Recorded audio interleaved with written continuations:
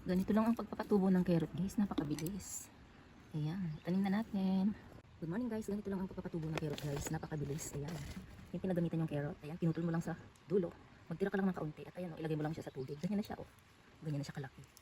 Ayan, at pwede mo na itong itanim. Meron ka ng punla. Ayan, at ayan nga, itatanim na natin ang ating carrot. Ayan, ayan, dalawa. Okay lang tayo ng ganyan sa ating lupa. Ayan. Itatanim na natin siya. Ayan, tatanim na natin ang ating. Ayan, tatabunan lang natin yan. At meron na tayong tanim na carrot. Ganyan lang guys, napakabilis. O diba, meron na tayong carrot na tanim. Ganyan lang ang pagtatanim ng madalian para hindi sayang yung ating carrot. Hindi na tayo bibili ng punla para itanim. Yan lang ay meron ka ng tanim.